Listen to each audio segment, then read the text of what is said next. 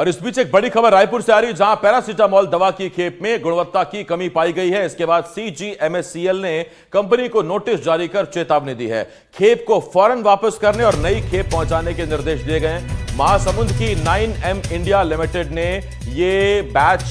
Supply किया था। 500 mg और 650 mg टैबलेट की गुणवत्ता में कमी मिली है और उसके बाद मंत्री श्याम बिहारी जायसवाल ने इस पर जानकारी दी। सुनिए। हाउस में जब डिलीवरी होता है तो उसके 3 रैंडम सैंपल लिए जाते हैं और 3 को अलग अलग हमारे प्रदेश में सभी दवाइयों की जांच की व्यवस्था नहीं है, तो ऐसे हम कलकत्ता भी, बॉम्बे भी, दिल्ली भी, ऐसे कई राज्यों में हमारा जो MOU हो रखा है,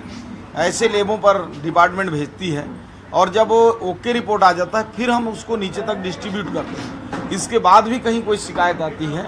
तो उसको हम पहले तो रोकते हैं, रोकने के बाद जांच कराते हैं, जांच कराने के बाद उस दवाई को वापस करते हैं और लगातार 3 बार 3 बैच किसी का इस प्रकार की शिकायत है तो उसमें CGMSC में प्रावधान है, ऐसे निर्माता या सप्लायर को हम ब्लैक लिस्टेड भी करते हैं और हम कर भी चुके हैं इससे पहले कई लोगों को। वेयर हाउस में जब डिलीवरी होता है तो उसके 3 रैंडम सैंपल लिए जाते हैं। और इस वक्त मेरे सहयोगी नीलेश इस बड़ी खबर पर हमारे साथ जुड़े। नीलेश, ये हो क्या रहा है? कभी सर्जिकल ब्लेड में जंग लगी मिलती है, कभी IV में दिक्कत आती है, अब ये PCM इतनी कॉमन टैबलेट है, ये बरसात का मौसम है, हर किसी को दी जा रही है, सर्दी जुकाम खांसी में, ये हो क्या रहा है?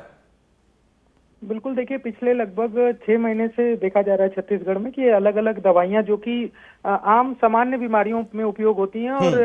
डॉक्टर के प्रिस्क्रिप्शन पे होती हैं, लगभग इसी फॉर्मूले की दवाइयां, उसमें लगातार इस तरह की कमियां पाई जा रही हैं। पिछले 1-1.5 महीने में 15 से अधिक ऐसी दवाइयों को लेकर स्वास्थ्य विभाग ने खुद उसको अमानक घोषित करते हुए उस पर रोक लगाई है। उसके जो भी पुराने सप्लाई थे उसको किसी भी मरीज को देने के लिए या फिर उसके किसी भी यूज के लिए। तो इससे एक पता चलता है कि हालांकि दूसरा पक्ष ये भी है कि स्वास्थ्य विभाग इसको लेकर अलर्ट है और चीजों को लेकर जांच कर रहा है, लेकिन एक पक्ष ये भी है कि जब सप्लाई की गई उस समय क्यों नहीं इसकी पूरी तरह से जांच की गई और उसके बाद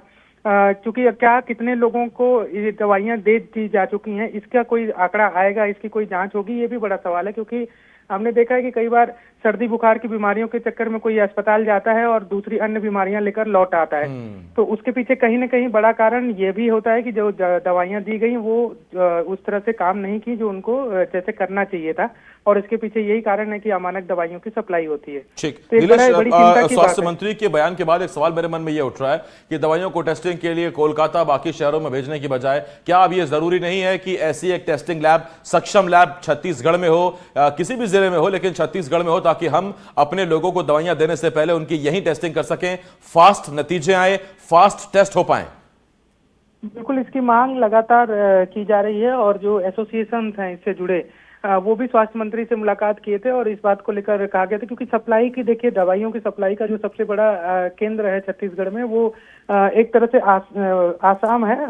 माफ करिएगा हिमाचल प्रदेश है, और इसके अलावा उसके आसपास के 2-3 जगह हैं जहाँ से बड़ी पैमाने पर दवाइयों की सप्लाई की जाती है। वो मैन्युफैक्चरिंग हब माना जाता है दवाइयों का, लेकिन उसकी टेस्टिंग की व्यवस्था जरूर की जा सकती है। पिछले कुछ महीने पहले एक बड़ा सेमिनार भी किया गया था जिसमें इस बात की घोषणा की गई थी कि छत्तीसगढ़ में ही दवाइयों का मैन्युफैक्चर हो। इसको लेकर भी योजना बनाने पर काम सरकार करने की योजना बना रही है भविष्य में, लेकिन सबसे पहली बात जो मूलभूत चीजें हैं उसकी व्यवस्था कर ली जाए, ये बहुत जरूरी है। और इसको लेकर स्वास्थ्य मंत्री से सवाल भी हुए थे, ऑफ द रिकॉर्ड उन्होंने कहा कि देखिए सरकार बहुत सारे चीजों को धीरे धीरे आगे बढ़ा रही है, कर रही है, और भविष्य में इसकी भी संभावना है कि जल्द ही इस पर काम किया जाए, लेकिन अभी इस पर कोई कागजी कार्रवाई शुरू नहीं हुई है, इस वजह से इस पर कोई बयान देना अभी उचित नहीं है। तो ये सारी चीजें भी हैं जी।